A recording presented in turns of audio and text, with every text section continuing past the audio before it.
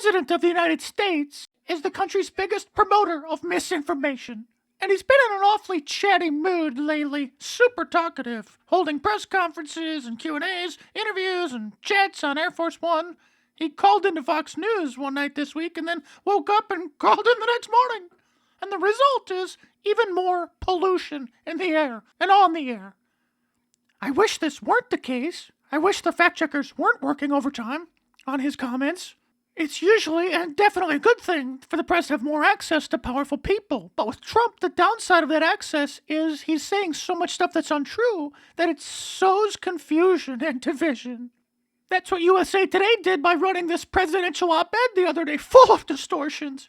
And that's what Fox and Friends did by putting Trump on the phone for 46 minutes and then not correcting many of the errors. So this is a list that we made. This is all the list of his appearances since Monday. Look at how many he's done since that made-for-TV moment to swearing in Justice Kavanaugh to a number of interviews with Fox News, etc. Q&As on the South Lawn of the White House, etc. And his press tour is continuing today with his first sit-down interview on 60 Minutes since Inauguration Day. So let me get this straight, Brian. You've been upset that President Trump hasn't done enough interviews with fake news outlets, and so he sat down and did a whole bunch, and now you're upset about that too. You know what? Maybe President Trump should do more sit-down interviews with the liberal media outlets because it'll provide us with endless entertainment.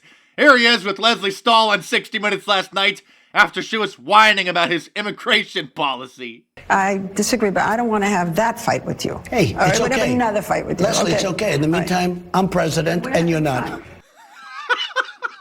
I'm the president and you're not. We're now less than a month away from the midterm elections, and some Democrats are getting concerned that they've been so crazy for the last 2 years that it's activating Republicans who are going to get out to the polls and vote. Tell us more, MSHIV. There was so much talk, or there is so much talk about the blue wave. When we all went through the Kavanaugh experience in the last few weeks, many people said this is going to drive more Democrats to go out and vote. But if you actually look at the polls, they've tightened. They've tightened. This Kavanaugh situation has hurt Democrats in the way that they handled it.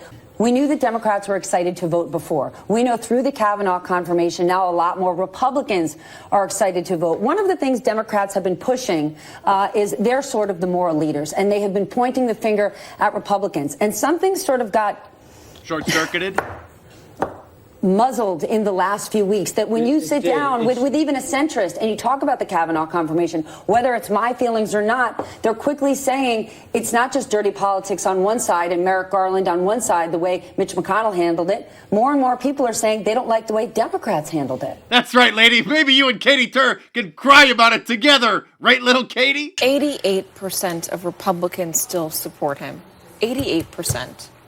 I'm sorry. I start to wonder when we have these conversations and we say, well, this is going to be the breaking point. I wonder if there is a breaking point. I wonder if we're going to find a cure for the liberal pathogen that you're all infected with. In fact, many Democrats are getting concerned that the supposed blue wave that they were expecting may just be fake news. Nervous Democrats ask, could Election Day disaster strike again? Democrats are getting quite concerned because they're losing a significant percentage of black voters. That's why they're smearing Kanye West, hoping to stop more black people from leaving the Democrat plantation. And it looks like a lot of Latinos are also fleeing the Democrat Party as well. This from the Washington Post. It keeps me awake at night. Democrats fear lackluster Latino support could undercut bid for Congress. Democrats are worried about Latino voters in the midterms, fearing that weak efforts to energize a core element of their base could imperil their bid to win control of Congress in next month's elections. Oh, you poor Democrats, your tears just taste too good. We gotta get serious for a moment though, guys, because another massive wave of censorship just hit Facebook. They deleted over 800 accounts, including 250 independent news pages. Why, you ask? Not because they're being run by the Russians, but because they were pushing political messages for profit. The accounts and pages with names like Reasonable People Unite and Reverb Press were likely domestic actors using clickbait headlines and other spammy tactics to drive users to websites where they could target them with ads, the company said. Some had hundreds of thousands of followers, some had millions, I may add. and expressed a range of political viewpoints, including a page which billed itself as the first publication to endorse President Trump. They did not appear to have any ties to Russia, company officials said. These were independent news sites that used social media to build audiences and then post links on their Facebook pages to articles that they wrote and published on their websites, which, like all websites, have advertisements on them. So now Facebook is saying that posting clickbait is against their terms of service.